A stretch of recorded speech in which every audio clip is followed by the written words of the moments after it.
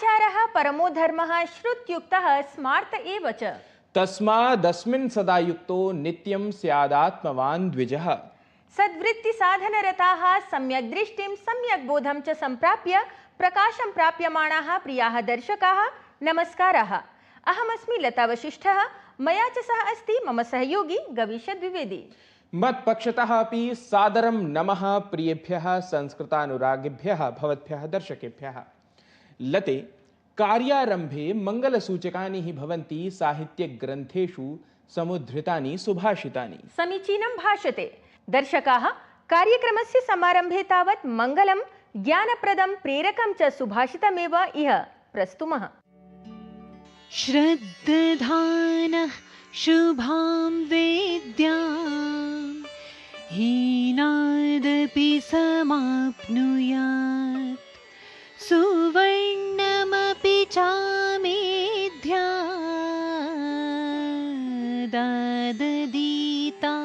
विचारयन्।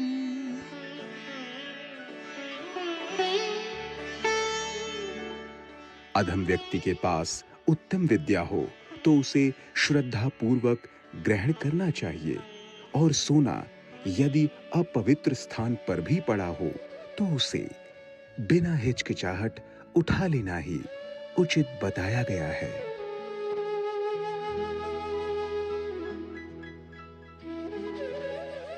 If a noble knowledge resides with an ignoble person, it should still be received with reverence, just as gold, even when lying in an impure place, is worth picking up without hesitation. शोभनं सुभाषितं विद्यायाः महत्त्वं सविशेषं ख्यापयति। उक्तमपि स्वदेशे पूज्यते राजा, विद्वान् सर्वत्र पूज्यते। साधु, विद्यार्जने सततं संलग्नाः, विद्यायाः व्यावहारिके प्रयोगे रताः विद्वज्जनाः। कार्यक्रमे अधुना समयः अस्ति सप्ताहावधौ संकलितानां प्रमुखघटनाक्रमाणां प्रसारणस्य। विद्यायाः व्यावहारिकप्रयोगपुरस्सरं देशविदेशेषु सप्ताहावधौ आचरितानां घटनाक्रमाणां प्रदर्शनार्थं सरामः कार्यक्रमस्य अग्रिमं प्रवाहि वार्ता प्रभागं प्रति। प्रधानमंत्री नरेंद्र मोदी नवदिल्ली स्थिते विज्ञान भवने जैनाचार्यस्य विद्यानंद महाराजस्य शतवर्षपूर्ति समारोहस्य समुद्घाटनं समाचर्य उपस्थितं जनसमूहं सम्बोधितवान्। वर्षपर्यन्तं समायोजयिष्यमाणस्य कार्यक्रमस्य एतस्य उद्देश्यं जैनधर्मस्य आध्यात्मिक गुरोः समाजसुधारकस्य च आचार्य विद्यानंद महाराजवर्यस्य सन्देशप्रसारणम् अस्ति। नवदिल्ली स्थिते विज्ञान भवने सूक्ष्म लघु मध्यमोद्यम मंत्रालय द्वारा अन्ताराष्ट्रिय सूक्ष्म लघु मध्यमोद्यम दिवसम् उपलक्ष्य आयोजिते कार्यक्रमे मुख्यातिथित्वेन सम्मिलिता राष्ट्रपति पदासीना द्रौपदी मुर्मुः अन्ताराष्ट्रिय सूक्ष्म लघु मध्यमोद्यम क्षेत्रे महिलानां योगदानं प्रशंसितवती। चीन देशस्य किंगदाओ इत्यत्र आयोजिते एसीओ इत्याख्ये शंघाई सहयोग संघटन देशानां रक्षामन्त्रिणाम् उपवेशने रक्षामन्त्री राजनाथ सिंहः आतंकवादं विरुध्य भारतपक्षतः कठोर सन्देशं प्रकाशितवान्। असौ स्पष्टं कथितवान् यत् भारतम् आतंकवादिनां शरणस्थलानां विनाशाय कथमपि संकोचं नैव करिष्यति। निर्वाचनायोगः बिहार राज्ये आगामि विधानसभा निर्वाचनम् आलक्ष्य मतदातृसूचेः पुनरीक्षणाभियानं समारब्धवान्। अभियानमिदं निर्वाचनायोगस्य निर्देशानुसारं जुलै मासस्य प्रथमं दिनाङ्कं यावत् सञ्चालयिष्यते। भारतीयान्तरिक्षयात्री शुभांशु शुक्लः एक्सियोम 4 इत्याख्यम् अभियानम् उद्दिश्य अन्तरिक्षयात्रायां गतः। हंगरी, पोलैंड, संयुक्तराज्य अमेरिकान्तरिक्षयात्रिभिः सहकृतः शुभांशु शुक्लः 14 दिनानि यावत् अन्ताराष्ट्रियान्तरिक्षस्थात्रे वैज्ञानिकं प्रयोगं करिष्यति। नेपाल देशस्य राजधान्यां काठमाण्डु इत्यत्र समायोज्यमानस्य 19 विश्व संस्कृत सम्मेलनस्य भव्य उद्घाटनसत्रे नेपाल देशस्य राष्ट्रपतिः रामचन्द्र पौडेलः मुख्यातिथित्वेन सहभागितां कृतवान्। विश्व संस्कृत सम्मेलने एतस्मिन् भारतं समेत्य विभिन्नानां देशानां संस्कृत विद्वांसः, शोधार्थिनः, संस्कृतानुरागिणः च सोत्साहं सहभागितां समाचरन्। भगवतः जगन्नाथस्य भव्या दिव्या च रथयात्रा पुरी नगरे समायोज्यते। आषाढ शुक्ल द्वितीयातः समारभ्य 9 दिनानि यावत् समायोज्यमानायाम् एतस्यां रथयात्रायां भगवान् जगन्नाथः भ्रात्रा बलभद्रेण, भगिन्या सुभद्रया च सह रथे समारुह्य भक्तैः सह नगरभ्रमणं करोति। मान्यतानुसारं भगवतः रथं यो हि श्रद्धालुः स्पृशति सः पुण्यं, मोक्षं, भगवतः विशेषकृपां च प्राप्नोति। प्रख्यातः भारतीय शत्रुञ्जय क्रीडकः आर् प्रज्ञानन्दः उज्बेकिस्तान मास्टर्स् इत्येतस्यां प्रतियोगितायां जयं समर्ज्य वैश्विकमानाङ्के चतुर्थक्रमिकः क्रीडकः संवृत्तः। वीक्षकाः, प्रवाहिवार्तासु यथा श्रुतमेव भवद्भिः यत् नेपालदेशे विश्वसंस्कृतसम्मेलनं सोत्साहं समाचर्यमाणमस्ति, यत्र जगतः विभिन्नेभ्यः देशेभ्यः समागताः संस्कृतानुरागिणः संस्कृतस्य तत्त्वं ख्यापयन्तः सन्ति। एतत्तु सम्यक्, परं संस्कृतसम्मेलनविषये एतावती सूचना दर्शकानां कृते नैव पर्याप्ता। निश्चयेन। तावत् विश्वसंस्कृतसम्मेलने एतस्मिन् किम् अस्ति विशिष्टं समायोज्यमानम्, अथ कथम् एतत् सम्मेलनं वैश्विकपटले संस्कृतस्य संस्कृतत्वं प्रदर्शयति, किं च अस्ति एतस्य ऐतिह्यम् इत्येतत् सर्वमपि ज्ञातुम् अवलोकयन्तु वृत्तविशेषम् एतम्।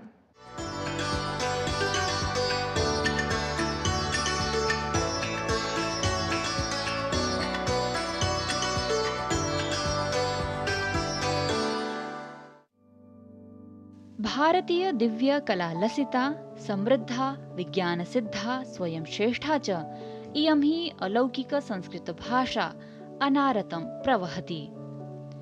अस्याः भाषायाः साहित्य दर्शन वेदादिगतानाम् अद्भुत रत्नानां सर्वविधोन्नयनार्थं चर्चार्थं प्रासंगिकतावबोधाय च अन्ताराष्ट्रिय संस्कृताध्ययन समवायेन सुविख्यातं विश्व संस्कृत सम्मेलनं 3 वर्षाणाम् अनन्तरं समायोज्यते।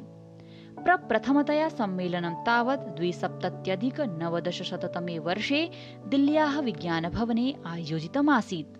तदा सम्मेलनाध्यक्षः आसीत् डॉक्टर रङ्गनाथन वर्यः। तत्रैव वस्तुतः प्रथम विश्व संस्कृत सम्मेलन रूपेण एतस्य सम्मेलनविशेषस्य नामकरणं जातमासीत्। ततः च इटली, फ्रांस, जर्मनी, संयुक्तराज्य अमेरिका, ऑस्ट्रेलिया, थाईलैंड, कनाडा प्रभृति देशेषु विश्व संस्कृत सम्मेलनं भव्यतया यथाक्रमं यथाकालं च आयोजितम्। प्रत्येकं पञ्चमं सम्मेलनं भारते आयोज्यते इति विशेषः। तावत् ऐषमः 19क्रमिकं विश्व संस्कृत सम्मेलनं प्रवर्तमानमस्ति नेपालदेशस्य राजधान्यां काष्ठमण्डपे।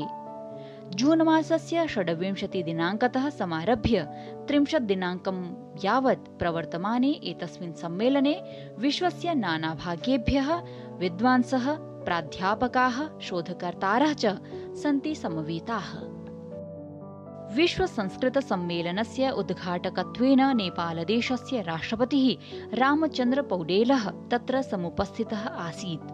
असौ स्वीय भाषणे संस्कृत श्लोकान् उद्धरन् नेपालदेशेन सह संस्कृत सम्बन्धं ख्यापितवान्, अथ संस्कृतस्य महात्म्यमपि विज्ञापितवान्।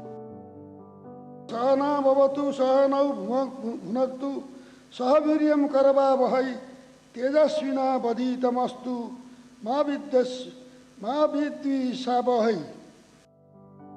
तत्रैव नेपालदेशस्य संस्कृति मन्त्री बद्रीप्रसाद पाण्डेयः अपि संस्कृत भाषायां स्ववक्तव्यम् उपस्थापयत्।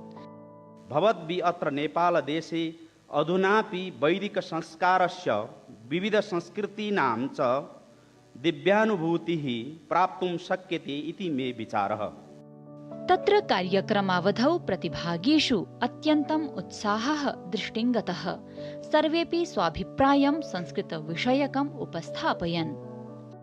योगाभ्यासेन आसनानाम् अभ्यासेन यद् पेन्क्रियास् वर्तते, डीजनरेट् सेल् ये सन्ति ते रीजनरेट् भवन्ति। तथा च मधुमेहस्य निवारणमपि भवति। अस्माकं पार्श्वे एविडेंस प्रमाणाः अपि सन्ति। मेरे विश्वविद्यालय में हायर स्कूल ऑफ इकोनॉमिक्स तो संस्कृत और हिंदी पढ़ी, इसलिए मुझे ये तो बहुत मज़ेदार एक्सपीरियंस वहाँ आना, इसलिए मैं वहाँ तो पार्टिसिपेट किया। संस्कृतेन सह संस्कृतेः सम्पोषकभूतं भारतीय ज्ञानपरम्परा संवर्धकम् एतत् सम्मेलनं यशस्विताम् आप्नुयात्, अथ विश्वस्मिन्नपि संस्कृतविद्यायाः किं वा भाषायाः माहात्म्यं प्रसारयेत्। संस्कृतज्ञाः येऽपि सन्ति ते प्रेरिताः भूत्वा तत्र विदेशेषु अपि न केवलं भारते अपि विदेशेषु अपि संस्कृतस्य प्रसारम् इतोपि कर्तुं सिद्धाः भविष्यन्ति। तावत् अहं विश्वसंस्कृतसम्मेलनस्थलात् दृश्याङ्कनकारेण नवीनकुमारेण सह नारायणदत्तमिश्रः, DD न्यूज़। वृत्तविशेषः नेपालदेशे संस्कृतमयं समद्भुतं वातावरणं प्रदर्शयति। आम्, समीक्षकाः भारतस्य प्रतिष्ठाद्वयस्य प्रतिष्ठापनार्थं कथमेतत् विश्वसंस्कृतसम्मेलनं महत्त्वमाधत्ते। अथ संस्कृतक्षेत्रे संस्कृतस्य उत्कर्षेण भारतस्य उत्कर्षताद्योतकानि कथं विधानि कार्याणि देशविदेशेषु वा समाचर्यमाणानि सन्ति इति ज्ञातुं साम्प्रतं सन्निहितः अस्ति साक्षात्कारप्रभागः। वीक्षकाः साक्षात्कारप्रभागे एतस्मिन् विश्वसंस्कृतसम्मेलनस्थलात् ससंस्कृतं संवादं साधयितुम् अस्माकं सहयोगिना डॉक्टर नारायणदत्तेन सह संयुक्तः भवति केन्द्रीयसंस्कृतविश्वविद्यालयस्य कुलपतिः प्रोफेसर श्रीनिवास वरखेडीवर्यः।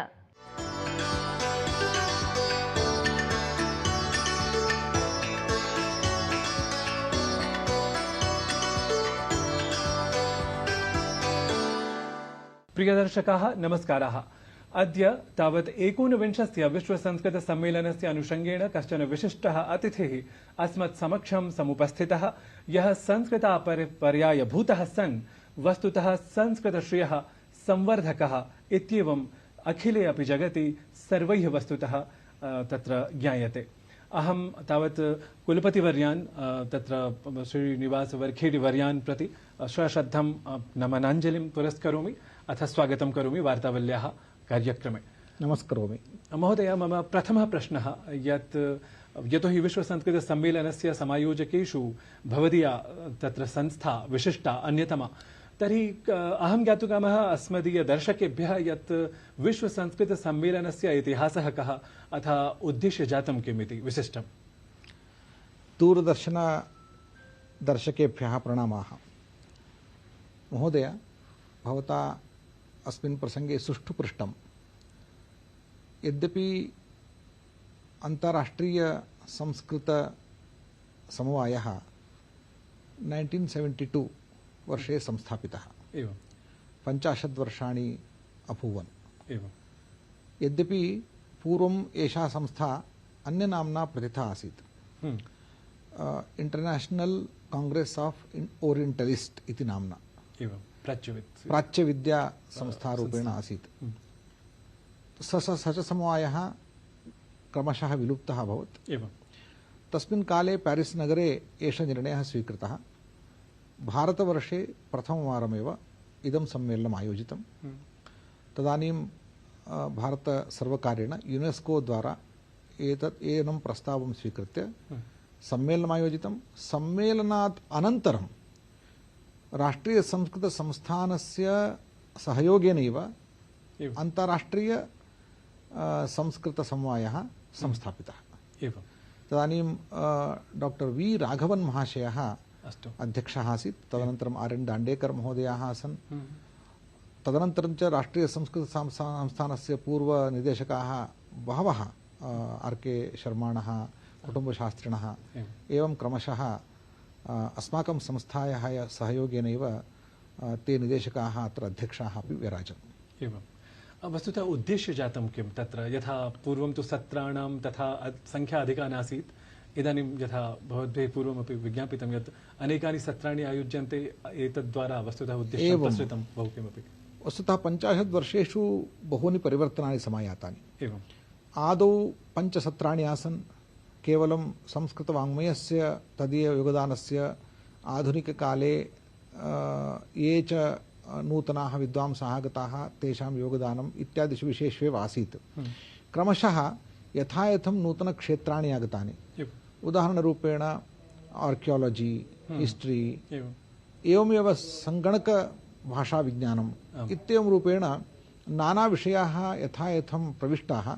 तेषु विषयेषु तज्ञाः एतेषु क्षेत्रेषु यानि कार्याणि समभूवन् तेषां संयोजनाय नूतनसत्राणि योजितानि। अधुना 28 सत्राणि सम्मेलने भवन्ति। अखिले अपि जगति यदा संस्कृत बन्धुत्वं नाम बन्धूनां या संख्या सा कथम् अत्र नाम परिभाव्यते?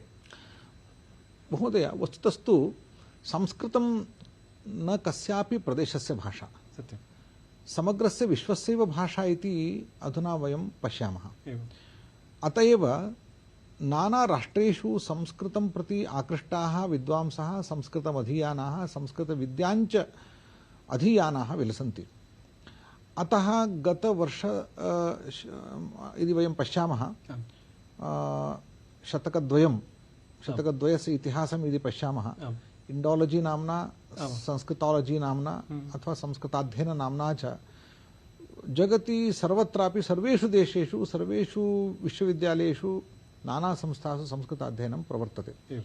तत्र सर्वत्रापि संस्कृतं भाषारूपेणापि विद्यारूपेणापि उभयथापि अधीयते। जानाम्यहं तत्र संस्कृतभाषिणः न्यूनाः, परन्तु संस्कृतज्ञाः बहवः। एवं सत्यं। विश्वस्मिन् विश्वे न कापि एतादृशी एका भाषा नास्ति यद्विषये सर्वेषु राष्ट्रेषु संस्कृताध्ययिनः सन्ति इति कस्यापि भाषायाः एतन्माहात्म्यं नास्ति। सत्यं। यथा भवता इदानीमेव उक्तं यत् इंडोलॉजी, इंडिक् स्टडीज अथवा साउथ ईस्ट एशियन स्टडीज एवं विधानि नामानि संस्थानां वस्तुतः भवन्ति। भवदीयः विश्वविद्यालयः, केन्द्रीयः संस्कृतविश्वविद्यालयः अखिले अपि जगति संस्कृतप्रसारार्थं वस्तुतः कार्यरतः। तर्हि अहं ज्ञातुकामः यत् एतैः नाम संस्थानैः सह नाम आत्मानं संयोज्य भवदीयविश्वविद्यालयस्य कश्चन विशिष्टः प्रकल्पः नाम अखिलजगत् समक्षं तत्र विशेषतया आगच्छेत्। एवं यद्यपि भारतसर्वकारस्य प्रतिनिधिसंस्थारूपेण केन्द्रीय संस्कृतविश्वविद्यालयस्य दायित्वं वर्तते, न केवलं भारते अपि तु भारतात् बहिरपि ये संस्कृताध्ययिनः तेषाम् आनुकूल्यं कल्पनीयमिति। नाना राष्ट्रेषु संस्कृताध्ययन विस्ताराय अपि वयं कार्यरताः स्मः। अधुना लण्डन् नगरे ऑस्ट्रेलिया, अमेरिका, दुबै, मॉरिशस्, विशिष्य दक्षिण एशिया राष्ट्रेषु, अधुना आग्नेय राष्ट्रेषु अपि थाईलैंड, बाली इत्यादिषु अपि वयं व्यापृताः। अस्माकं ऑनलाइन शिक्षणमुखेन 27 राष्ट्रेषु वयं व्यापृताः। मुख्यरूपेण वयम् अन्याभिः संस्थाभिः सह अपि कार्यरताः स्मः। वयमेव साक्षादपि कार्यं कुर्वाणाः। विशिष्य इदानीं दक्षिण एशिया राष्ट्रेषु वयम् अस्माकं केन्द्राण्येव स्थापयामः इति संकल्पेन अग्रे गताः स्मः। कार्यं प्रवर्तते, विचाराधीनमस्ति। यथा लण्डन् नगरे अचिरादेव नाम वर्षाधिकः समयः नाम अतीतः स्यात्, तत्र नाट्यम् अपि तत्र मञ्चितमासीत्। तत्र तेषां कार्यक्रमाणाम् अथवा ईदृशानां प्रकल्पानां कियत् साफल्यं भवान् परिपश्यति? पश्यतु, लण्डन् नगरे यदा अस्माकं दलेन नाट्यम् अभिनीतं, संस्कृतनाटकं किञ्चित् अभिनीतं, 25 वर्षाणाम् अनन्तरम् एकं नाटकं तादृशम् अभिनीतम् इति तत्रत्याः कथयन्ति। ततः पूर्वं किम् आसीत्? तत्र प्राचीनकाले एकं नाट्यम् एवम् अभिनीतमासीत् भारतीयविद्याभवने एव। तदनन्तरकाले 20 वर्षाणि यावत् केनापि गणेन तत्र गत्वा नाटकं, संस्कृतनाटकं नाभिनीतमासीत्। प्रथमवारम् अभवत्। तत्रत्य जनाः चकिताः अपि जाताः, उत्साहिताः अपि जाताः। वस्तुतः भवदीये अध्यक्षे केन्द्रीय संस्कृतविश्वविद्यालयेन नाम नूतनानि केन्द्राणि बहूनि उद्घाटितानि सन्ति, प्रासङ्गिकानि यानि, यथा युगं, यथा नाम विधिकेन्द्रं स्यात् वा तत्र सिविल् सेवा इति नाम इत्येतदर्थं यत् केन्द्रं स्यात् वा IKS इति केन्द्रं वा स्यात्, तथाविधम् एव तत्र केन्द्रान्तरं नाम उद्घाटितं स्यात् भवदीये अध्यक्षे इतोपि। अन्ताराष्ट्रियस्तरेपि वयं चिन्तयन्तः स्मः।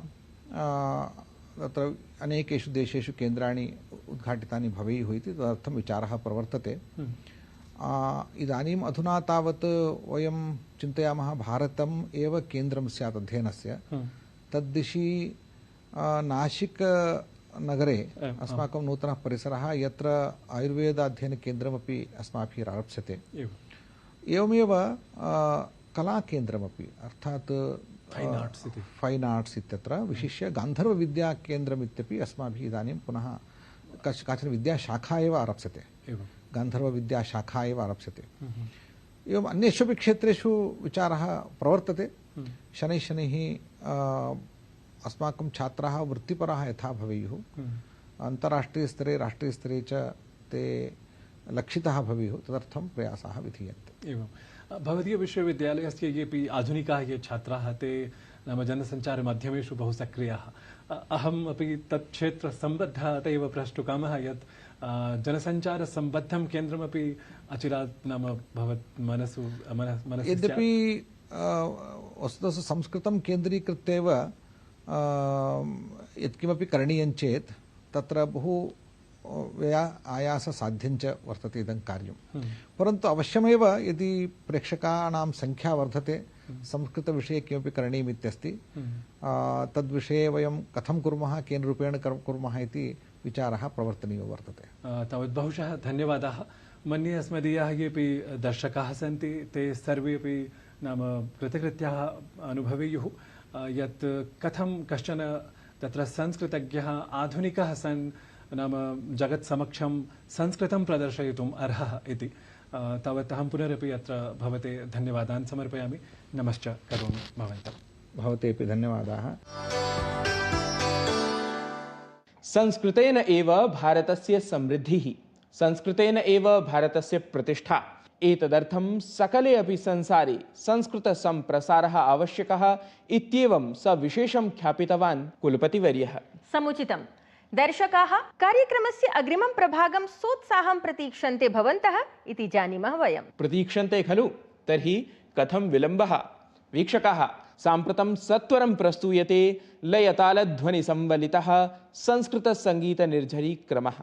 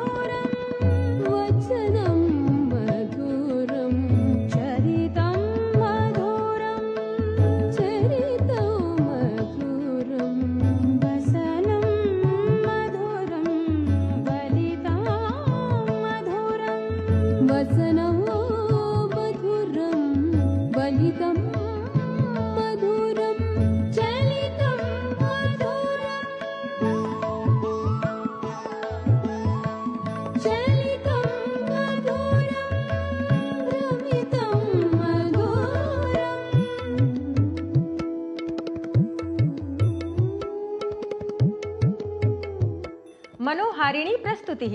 संगीतेन एव संस्कृतसाहित्यं पूर्णतां प्राप्नोति। संगीतेन मनसि नूतनता समायाति। परं समयबद्धाः वयं संगीतप्रवाहम् अत्रैव अवरोद्धुं बाधिताः। तावत् दर्शकाः, अद्यतनाङ्कस्य समापनात् प्राक् अस्माभिः सविशेषं स्मार्यन्ते भवन्तः यत् भवतां प्रिया वार्तावली शीघ्रमेव 500 अङ्कान् प्रपूरयिष्यति। तदर्थम् अस्माभिः भवतामपि सहभागिता प्रतीक्ष्यते। एतदनु वार्तावली कार्यक्रमेण संयुक्ताः सन्तः कार्यक्रमविषये स्वीयाः प्रतिक्रियाः अवश्यं प्रेषयन्तु, संस्कृतं च प्रसारयन्तु। यतोहि समग्रमपि भारतीयं वाङ्मयं संस्कृतमाश्रित्य एव प्रतिष्ठते, यस्य प्रमुखः उद्घोषः अस्ति अयं निजः परो वेति गणना लघुचेतसाम् उदारचरितानां तु वसुधैव कुटुम्बकम्। नमो नमः।